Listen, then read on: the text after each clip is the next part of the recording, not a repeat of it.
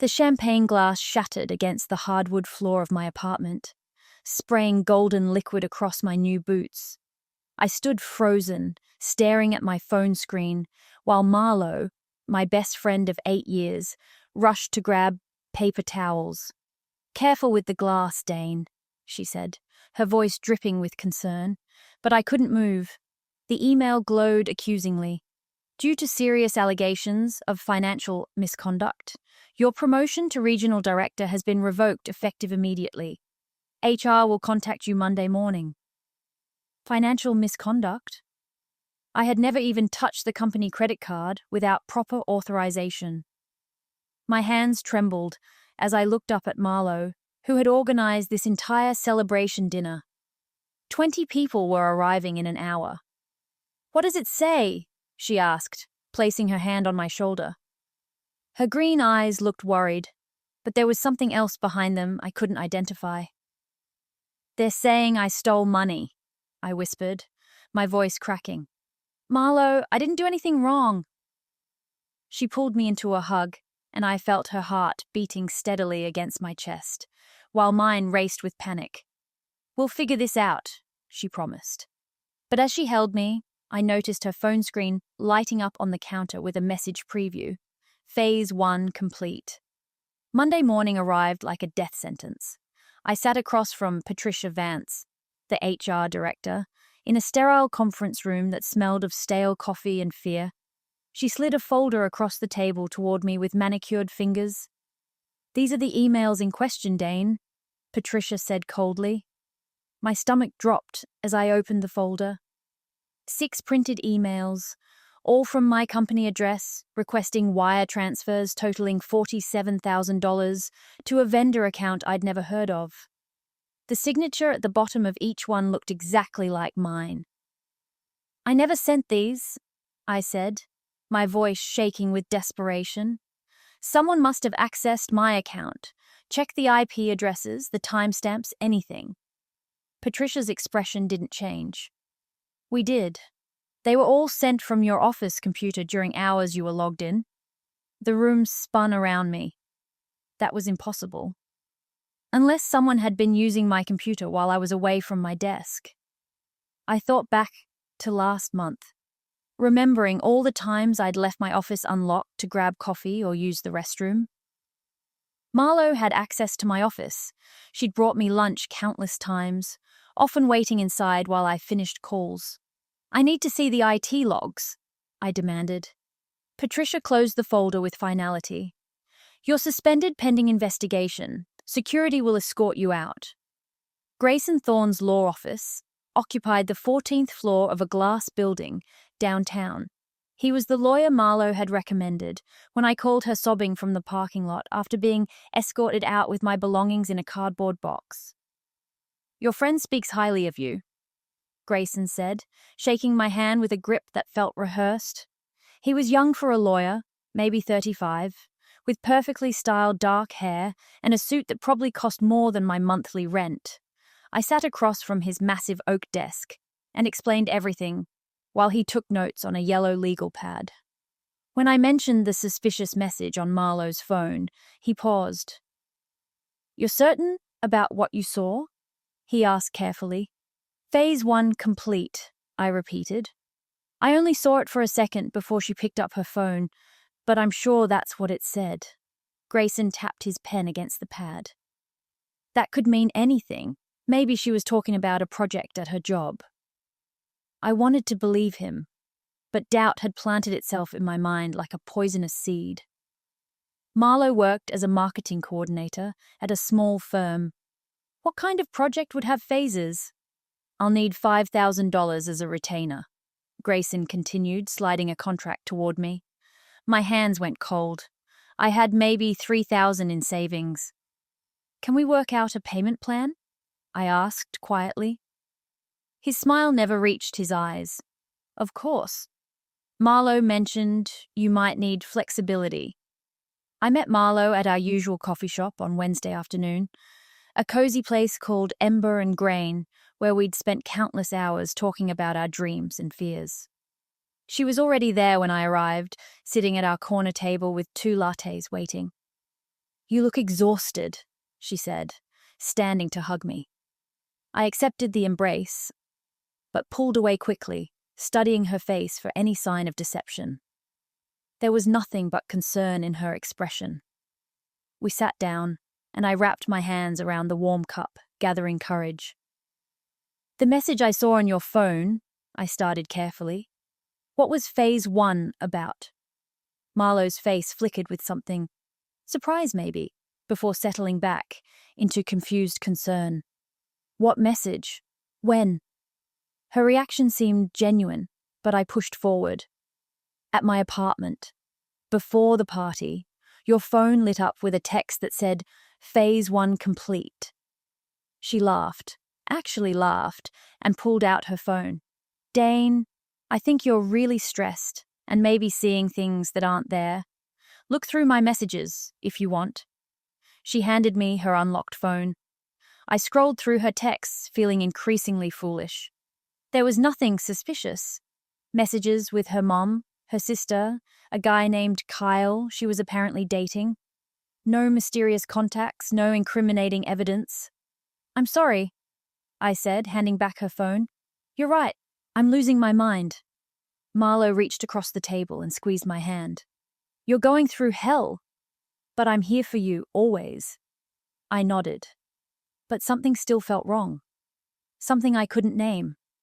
Grayson called me Friday evening while I was lying in bed, staring at my ceiling and wondering how I'd pay rent next month. "I've been going through the email metadata," he said, without preamble. "There's something interesting. The fraudulent emails were all sent during your lunch breaks." My heart started pounding. How is that possible? "I take my laptop to lunch sometimes, but I never sent those emails." There was a pause on the line, then Grayson continued. "The thing is, Dane, they weren't sent from your laptop. They were sent from your desktop computer in your office, which means someone else was physically at your desk during those times." The room suddenly felt too small. I sat up, my mind racing. "Who had access to my office?" I asked, though I already knew the answer. "Marlowe did. She'd brought me lunch at least once a week, for months. I'd always left her in my office while I used the restroom, or made copies. How many times had I been gone for 10 minutes? 15? Long enough to send an email." "There's more," Grayson said, his voice taking on a strange tone. "The vendor account where the money was sent. It's registered to a shell company, but I have a contact who can trace it. It'll cost extra, though. Another $2,000. I closed my eyes. "Do it. I need to know who's behind this." After hanging up, I opened my laptop and started searching. I typed in Marlowe's full name, Marlowe Christine Brennan, plus terms like fraud and theft. Nothing came up. Then I tried her previous employers. That's when I found it. A local news article from 5 years ago, before we met. The headline made my blood run cold. "Local woman accused of embezzlement at tech startup." The photo showed a younger Marlowe, her hair shorter, but her smile the same. I read the article 3 times, my hands shaking more with each pass. According to the report, Marlowe had been accused of stealing nearly $60,000 from her employer by creating fake vendor accounts and authorizing payments to herself. The charges had been dropped due to insufficient evidence, and the company had settled quietly. She'd never mentioned any of this. In 8 years of friendship, through countless late-night conversations and soul-bearing moments, she'd never once told me she'd been accused of embezzlement. I grabbed my phone to call Grayson, then stopped. If I told him about this, he'd need to investigate further. More money I didn't have. Instead, I texted Marlowe, "Can we talk tomorrow? Something important came up." She responded within seconds, "Of course. Want to come over for brunch? I'll make those blueberry pancakes you love." I stared at the message, trying to reconcile the woman who'd been my closest friend with the person in that article. Maybe there was an explanation. Maybe she'd been falsely accused, just like I was being falsely accused now. Maybe that's why she understood my situation so well. Or maybe that's exactly what she wanted me to think. Marlowe's apartment smelled like maple syrup and lies. I sat at her small kitchen table, watching her flip pancakes with practiced ease, humming along to the jazz music playing from her speaker. Everything looked normal. Everything felt wrong. "So what did you want to talk about?" she asked, sliding a plate in front of me. Her smile was warm and open. I cut into the pancake slowly, buying time. "I've been doing some research," I said carefully, watching her face, trying to understand how someone could frame me so perfectly. Marlowe sat down across from me with her own plate. And a slight edge had entered her voice. "I found an article from 5 years ago about someone accused of embezzlement at a tech company." I looked up, meeting her eyes directly. "Want to tell me about that, Marlowe?" The transformation was instant and terrifying. Her warm expression melted away, replaced by something cold and calculating. She set down her fork with deliberate precision. "You weren't supposed to find that," she said softly. My appetite vanished. "So it's true. You were actually stealing from them?" Marlowe leaned back in her chair, studying me like I was an interesting specimen under glass. "They couldn't prove anything because I was very, very careful. Just like I've been careful with you." The admission hit me like a physical blow. "Why?" I whispered. "Why would you do this to me? I thought we were friends." She laughed, but there was no humor in it. "Friends? Dane, you've been my project for 8 years. Marlowe stood up and walked to her living room window, looking out at the city below. I sat frozen at the table, my mind struggling to process what was happening. "Do you remember how we met?" she asked without turning around. I did. A coffee shop, 8 years ago. I'd accidentally taken her drink, and we'd laughed about it. She'd suggested we share a table since the place was crowded. We talked for 3 hours. "That wasn't an accident," Marlowe continued. "I'd been watching you for weeks. You were everything I wasn't. Confident, successful, loved by everyone. You got that junior analyst position I'd applied for at Henderson Corp." The memories shifted in my mind, taking on sinister new dimensions. "You engineered our friendship to get revenge for not getting a job?" I asked, incredulous. She turned to face me, and her expression was almost pitying. "Not just revenge, Dane. Replacement. I've been systematically taking over your life, your job, your reputation, your future. Everything that should have been mine." I stood up, my chair scraping loudly against the floor. "You're insane. I'm leaving, and I'm telling everyone what you just said." Marlowe smiled, pulling out her phone. "No, you won't, because I recorded our entire conversation yesterday at the coffee shop. The one where you accused me of being involved in your troubles, and I very calmly denied everything and offered to help you. I sound like a concerned friend. You sound paranoid and unstable." My knees felt weak. "That recording wouldn't prove anything." She walked toward me slowly. "Maybe not legally, but socially. Your mutual friends, your family, they'd all see a person spiraling, attacking the one friend trying to help them." I stumbled out of Marlowe's apartment building into the harsh afternoon sunlight, my mind reeling. She'd let me leave, confident that I was trapped. And maybe I was. Who would believe me? I had no proof beyond my own suspicions and a news article about charges that had been dropped. I drove home in a daze, nearly running a red light. My phone buzzed with a text from my younger sister Iris. "Mom's worried about you. Call her." I couldn't face my family right now. Not when everything was falling apart. Back in my apartment, I paced for an hour before finally calling Grayson. "She confessed," I said, as soon as he answered. "But she recorded yesterday's conversation to make me look unstable if I tried to expose her." Grayson was quiet for a moment. "Did she confess today? Did you record it?" I hadn't. Of course I hadn't. I'd been too shocked to think clearly. No, I admitted. Then legally, we have nothing, Grayson said. It's your word against hers, and right now all the evidence points to you. I sank onto my couch, defeated. So what do I do?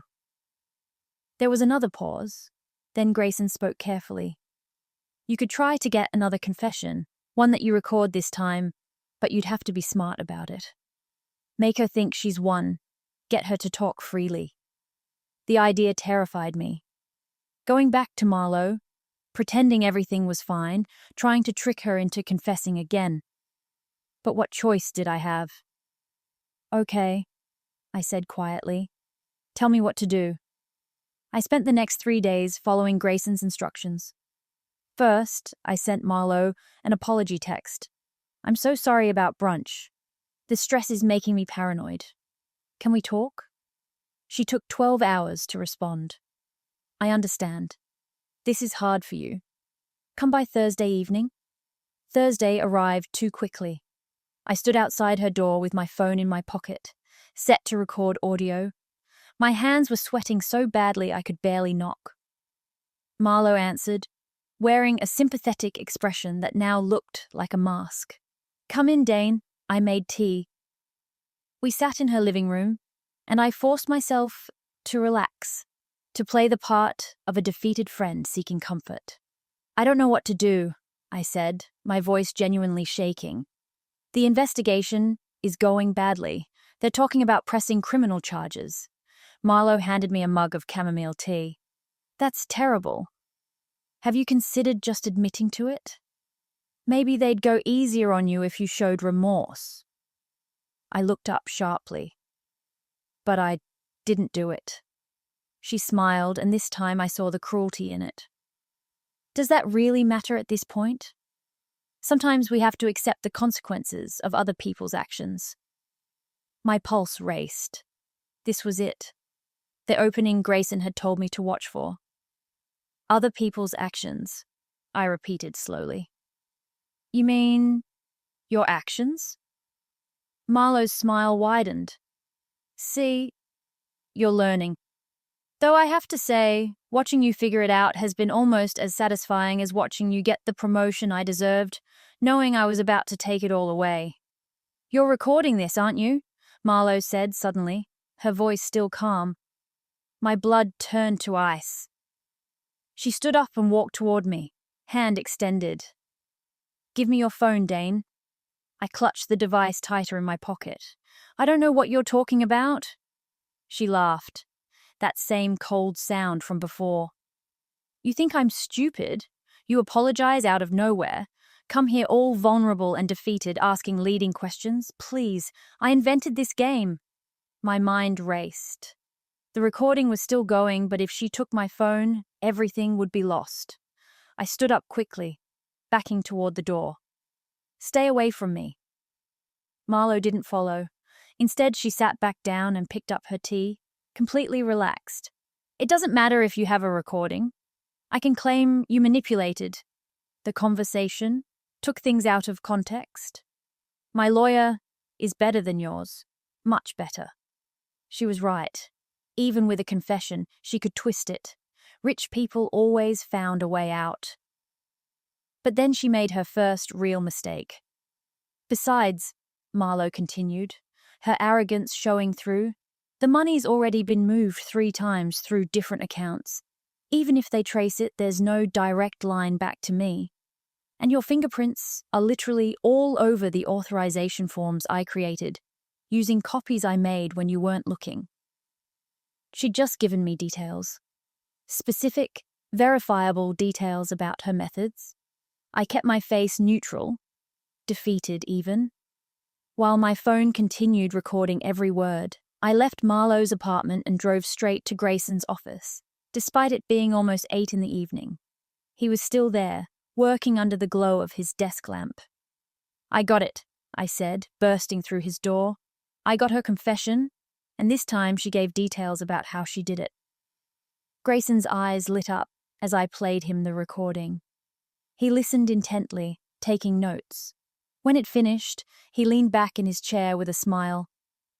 This is good, Dane. Very good. With this, we can push the company to reopen their investigation, focus on the real perpetrator. Relief flooded through me for the first time in weeks. So we go to the police? Grayson shook his head. Not yet. The police will want more than a recording. We need to trace that money, she mentioned, prove that it ended up in an account connected to her. He paused, tapping his pen. My contact came through, by the way. The shell company that received the funds. It's registered to an address in Delaware, but the beneficial owner is hidden behind 3 layers of LLCs. We're getting close, but I need another $3,000 to fully penetrate the corporate veil. My heart sank. I don't have $3,000. I barely have $300 after your retainer. Grayson's expression turned sympathetic. I understand. But without following the money trail, this recording might not be enough. Marlowe's smart. She's covered her tracks well. I spent Friday morning applying for jobs, any jobs, trying to figure out how to survive financially. My suspension meant no paycheck, and my savings were almost gone. Around noon, my phone rang with an unknown number. Is this Dane Merrick? A woman's voice asked. Yes. Who's this? There was a brief pause. My name is Valencia Cross. I'm a private investigator, and I've been following your case with interest. I think we should meet. My first instinct was to hang up. Nothing good came from mysterious calls. But desperation made me ask, how did you get my number? Valencia's voice was professional, measured. I have my sources. Mr. Merrick, I specialize in cases of sophisticated fraud. I believe Marlo Brennan has done this before, multiple times, and I can help you prove it. But we need to meet in person. 20 minutes later, I was sitting across from Valencia Cross in a small diner on the east side of town. She was in her 40s, with sharp eyes and an air of quiet competence. She slid a manila folder across the table. Marlo Brennan has left a trail, Valencia said.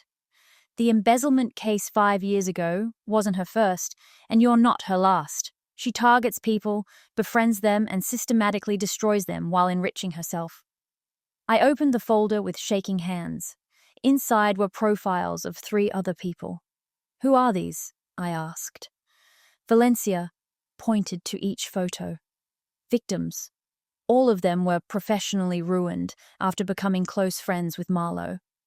One is still fighting criminal charges. Another lost their business.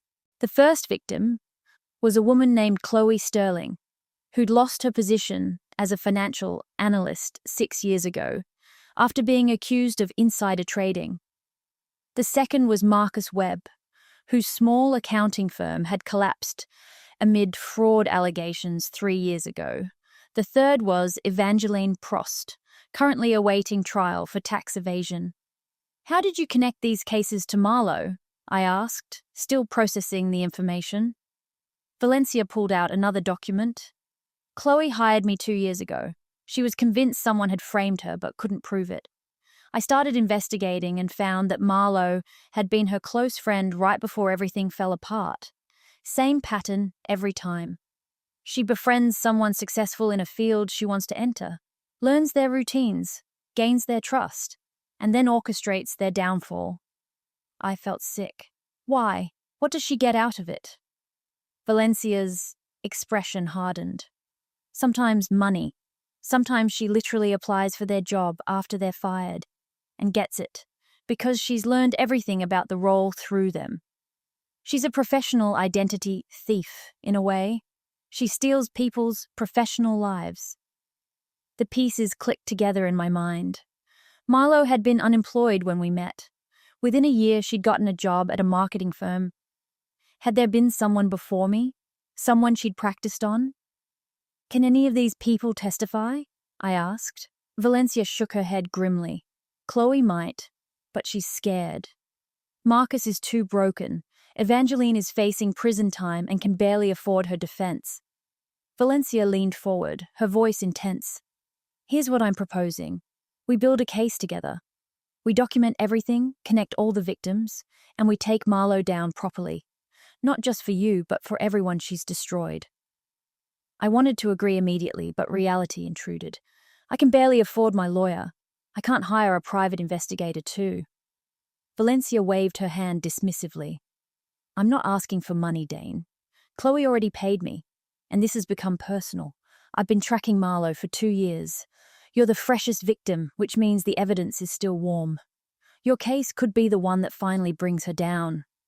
Hope bloomed in my chest for the first time in weeks. What do you need from me? She pulled out a notepad. Everything. Every interaction with Marlowe, every time she had access to your office, your computer, your personal information, every detail you can remember from 8 years of friendship. We talked for 3 hours. Valencia recorded everything, asked probing questions, and slowly helped me see patterns I'd missed. How Marlowe had always been interested in my work projects. How she'd offered to help me with reports and presentations. How she'd borrowed my laptop once when hers was broken. She was gathering information, Valencia explained. Learning how you work, how you write, how you think. That's how she made those fraudulent emails look so convincing. She studied you like a science project. By the time we finished, my coffee had gone cold, and my head was pounding. Monday morning, I received an unexpected call from Patricia Vance at HR. Dane, we need you to come in this afternoon. We've received some new information about your case. My heart raced as I drove to the office. Was this good news or bad? Had Marlowe somehow made things worse? Patricia met me in the same sterile conference room. But this time she wasn't alone. A man in his 50s with grey hair sat beside her. This is Detective Raymond Moss, Patricia said. He's been investigating financial irregularities at several companies in the area. Detective Moss shook my hand firmly. Mr. Merrick, I understand you've been accused of embezzlement, but we've received information suggesting you might actually be a victim yourself. I sat down slowly, afraid to hope. What kind of information? The detective opened his laptop. A private investigator named Valencia Cross contacted our department. She's been building a case against someone named Marlowe Brennan for serial fraud. Your name came up in her investigation. Relief and vindication washed over me. Valencia had gone straight to the police. Marlowe confessed to me, I said quickly. I have a recording. Patricia's eyes widened. You have what? I pulled out my phone and played the recording. Both Patricia and Detective Moss listened intently. When it finished, the detective leaned back with a grim smile. This changes everything. With this recording and the pattern Valencia has documented, we have grounds for a full investigation. The next few days passed in a blur of statements, interviews, and evidence gathering. Detective Moss worked quickly, pulling financial records, computer logs, and security footage from my office building. Valencia coordinated with the police, providing her files on Marlowe's other victims. Grayson, my lawyer, seemed oddly quiet through all of this. When I asked him about strategy, he gave vague answers about waiting for the investigation to unfold. On Wednesday evening, Valencia called me with urgency in her voice. Dane, we need to talk. In person, now. I met her at the same diner. She looked stressed, her usual composure cracked. I've been digging into your lawyer, Grayson Thorne, she said without preamble. My stomach dropped. Why would you investigate my lawyer? Valencia slid another folder across the table. Because something felt off about him. The way Marlowe recommended him so quickly. How expensive he is. The delays in his investigation. I opened the folder with trembling hands. Inside were financial records showing payments from a shell company to Grayson's law firm. The same shell company that had received the embezzled money. No, I whispered. He's been helping me. Valencia's expression was sympathetic, but firm. Dane, Grayson Thorne has been taking your money while working with Marlowe. He's probably been feeding her information about your defense, making sure you stay trapped. He's part of the con. The betrayal hit me like a tidal wave. The person I'd trusted to defend me had been sabotaging me all along. I sat in the diner booth, my world collapsing again. How long have they been working together? I asked Valencia, my voice hollow. She flipped through her documentation. At least 3 years. Grayson has represented 2 of Marlowe's previous victims. He dragged out their cases, billed them into poverty, and ensured they couldn't mount an effective defense. Anger replaced shock. So what do we do? Valencia's eyes gleamed with determination. We use it against them. You're going to go to Grayson and tell him the police are getting close. You're going to act scared, desperate, see what he does. The plan terrified me, but I understood the logic. If Grayson was working with Marlowe, he'd warn her, and if we were watching, we'd catch them both. That evening, I called Grayson from my apartment. The police interviewed me today. They know about the recording. I think they're coming for Marlowe soon. I heard tension in Grayson's voice. What exactly did you tell them? I painted a picture of cooperation, of providing everything the police asked for. I'm worried, though. If they arrest Marlowe, will she try to make things worse for me? Maybe I should reach out to her, try to smooth things over. Grayson was quiet for a long moment. No, don't contact her. Let me handle communication. I'll reach out to her attorney and feel out the situation. Perfect. He'd just confirmed he had a direct line to Marlowe. Thanks, Grayson. I don't know what I'd do without you, I said, the lie bitter on my tongue. Valencia had placed a surveillance team outside Marlowe's apartment and was monitoring Grayson's movements. At 11 p.m. that night, she called me. They're meeting, right now, at Marlowe's place. My pulse quickened. Are you recording? Valencia's voice was tight with excitement. Better. We have video through her window. Detective Moss is with me. We're watching them panic. I wanted to be there, to see Marlowe's perfect composure crack, but Valencia had insisted I stay away. If either of them saw me, it would blow everything. What are they saying? I asked desperately. Valencia put me on speaker. I could hear Detective Moss in the background directing his team. We can't hear the conversation yet, Valencia explained. But Grayson is pacing. Marlowe keeps gesturing aggressively. They're scared.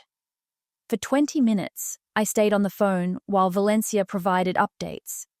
Then Detective Moss's voice came through clearly. She's getting something from a safe. Documents. Grayson's looking at them. Now he's taking photos with his phone. Valencia came back on the line.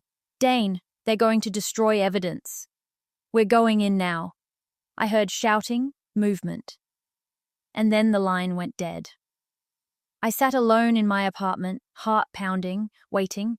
30 minutes later, Detective Moss called me directly. We have them both. Marlowe and Grayson were caught with forged documents and detailed plans for framing another victim, her next target. You saved someone else from going through what you went through. The morning, I watched the local news coverage of Marlowe's arrest. She was led out of her apartment in handcuffs, her face blank and emotionless. Grayson had been arrested at his office, caught trying to shred documents. Patricia from HR called to inform me that my suspension was lifted immediately and my promotion was being reinstated with back pay. The company was also offering a formal apology and compensation for my distress. My phone buzzed with messages from friends and former colleagues who'd seen the news. Everyone was shocked. How could sweet, caring Marlowe have been a criminal mastermind? I felt vindicated, but also hollow.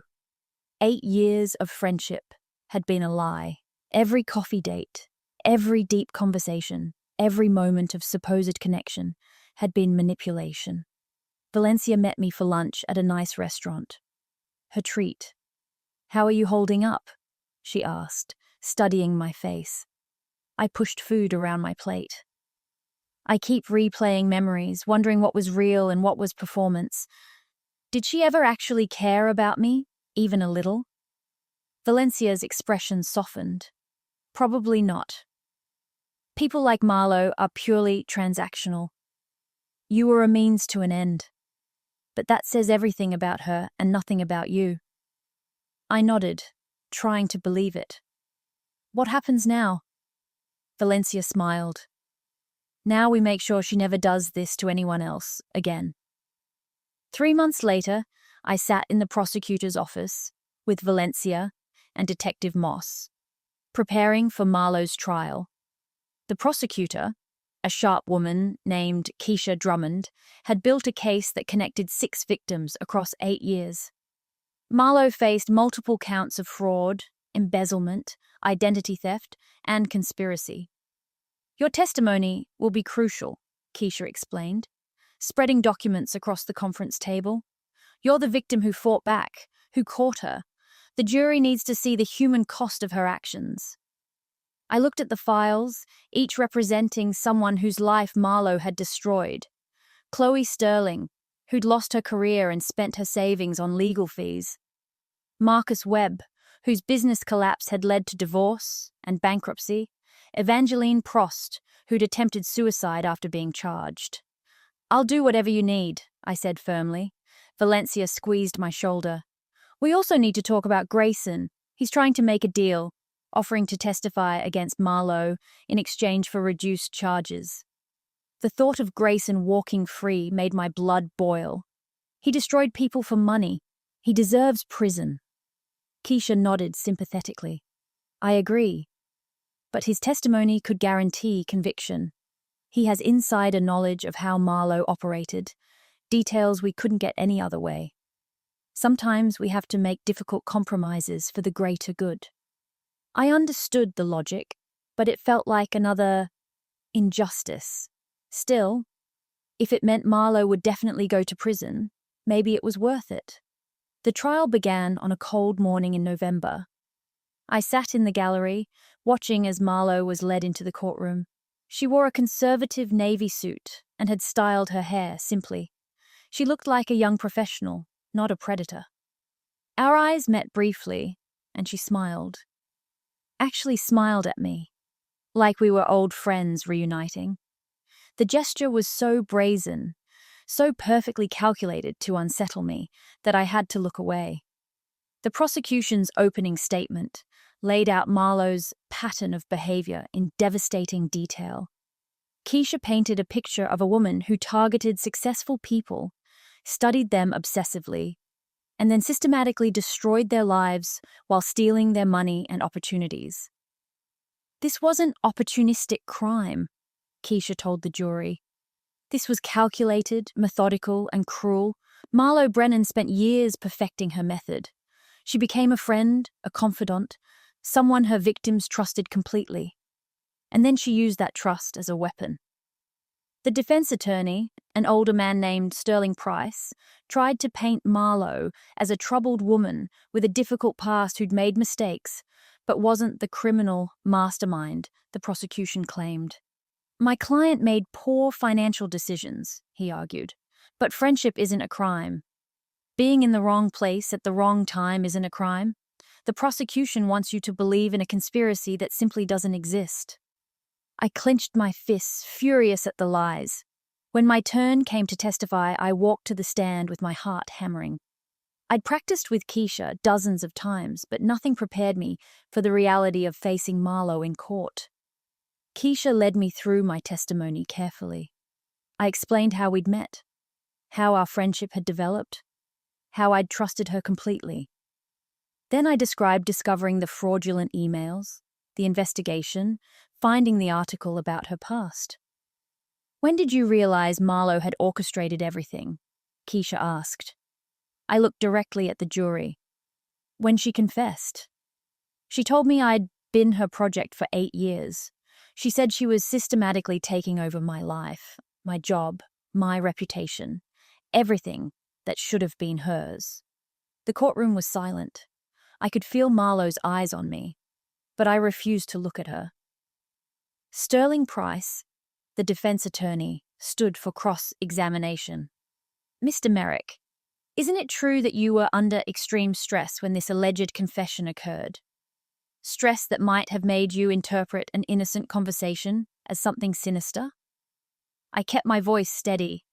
I have a recording. There's no interpretation needed. He smiled thinly. A recording you made secretly, without Ms. Brennan's knowledge or consent.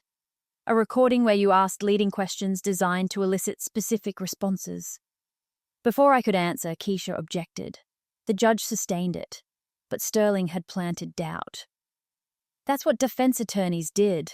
They took truth and twisted it until jurors couldn't tell what was real anymore. The most damaging testimony came from Grayson Thorne himself. He'd taken a plea deal and agreed to testify fully about his role in Marlowe's schemes. Watching him on the stand, looking remorseful and broken, I felt nothing but contempt. Keisha walked him through the conspiracy methodically.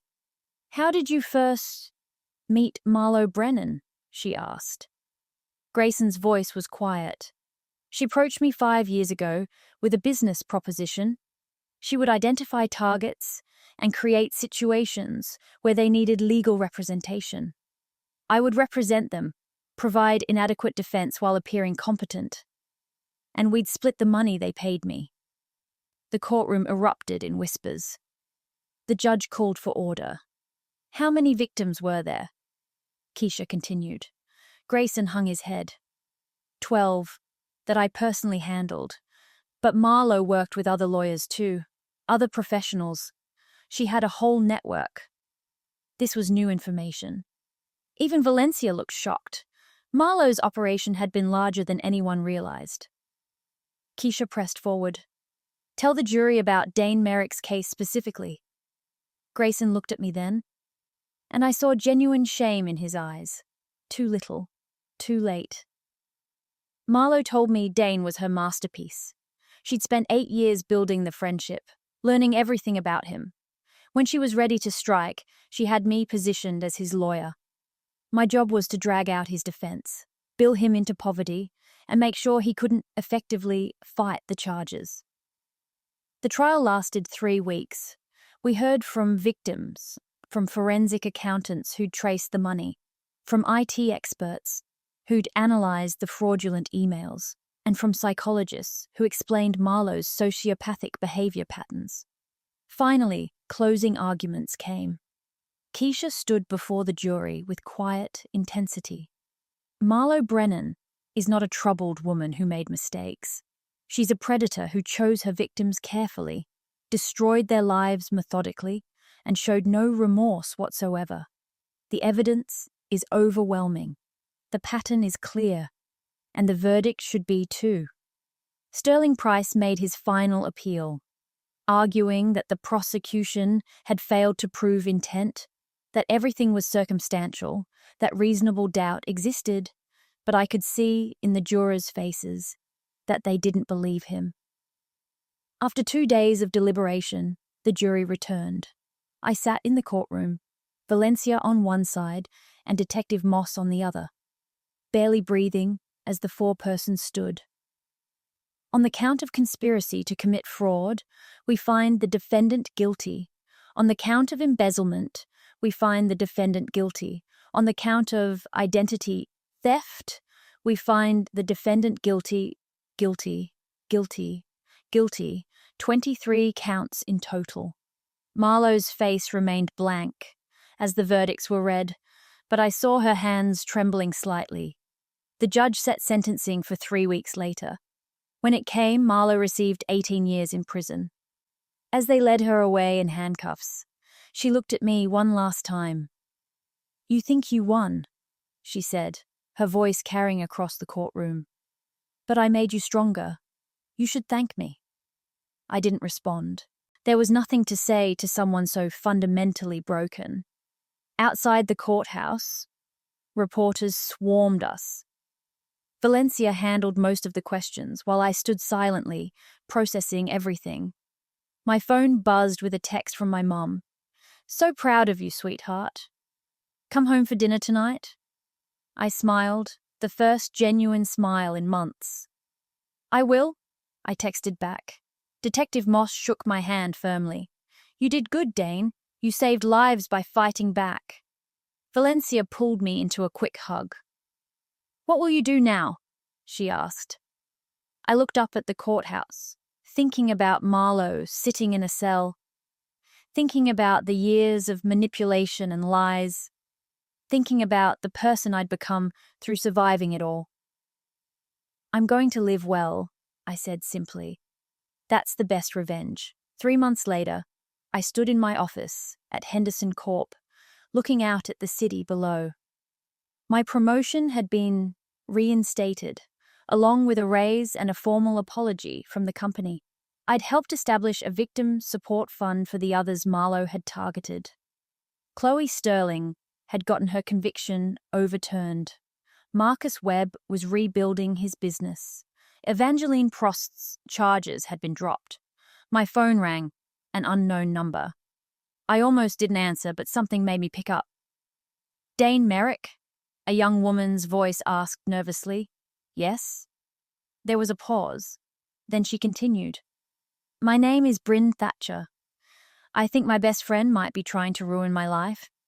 And I heard you dealt with something similar. Can we talk? I closed my eyes, taking a deep breath. Then I opened them with renewed purpose. Yes, I said firmly. Let's meet, and bring everything you have.